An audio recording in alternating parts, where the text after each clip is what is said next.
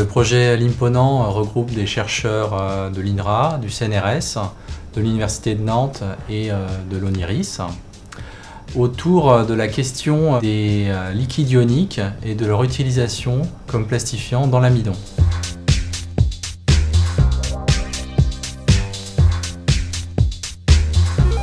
Le pétrole viendra un jour à manquer et donc il faut concevoir les plastiques du futur en utilisant d'autres matières premières renouvelables, comme par exemple l'amidon qui est produit dans un certain nombre de plantes, comme par exemple le maïs ou la pomme de terre. L'amidon, ce sont des molécules géantes qui sont organisées dans les plantes sous forme de grains. Et si on vient fondre ces grains, on va obtenir une matière plastique avec laquelle on va pouvoir faire par exemple des sacs de supermarché, comme on en voit déjà depuis quelques années. Mais avec mon collègue Denis Lourdin de l'INRA, nous pensons qu'on pourra aller beaucoup plus loin dans le futur et faire des plastiques intelligents, entre guillemets, par exemple des plastiques conducteurs à partir de cette matière première.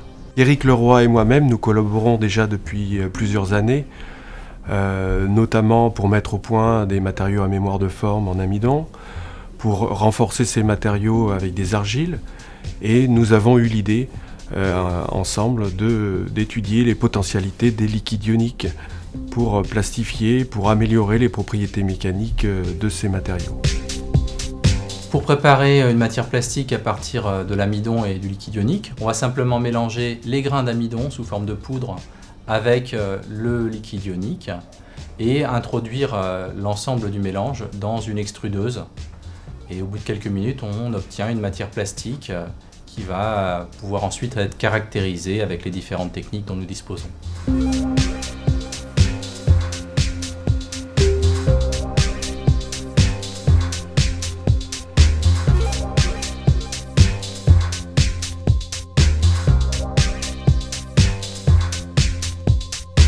Comme les liquides ioniques apportent des propriétés de conductivité électrique à l'amidon, nous avions tout d'abord pensé à des applications possibles dans le domaine des capteurs ou des polymères conducteurs. Mais les résultats que nous avons obtenus nous ont amené à une idée nouvelle, qui est d'utiliser un de ces liquides ioniques dans des aliments, en particulier dans le domaine du pain, pour réduire le sel. Il est apparu que le chlorure de choline permettait de réduire, de limiter les phénomènes de rétrogradation, c'est-à-dire les phénomènes de racisement, de recristallisation de l'amidon qui est un des constituants principaux de la farine.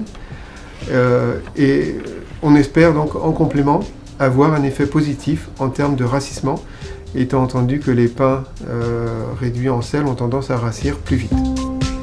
L'utilisation des liquides ioniques dans les matériaux en général est une thématique de recherche très active en ce moment au niveau international, national et particulièrement en région Pays de la Loire.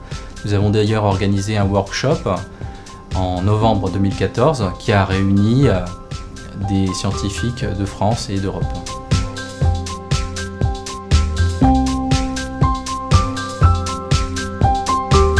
Le projet s'appelle Limponant pour liquide ionique et matériaux polymères naturels novateurs.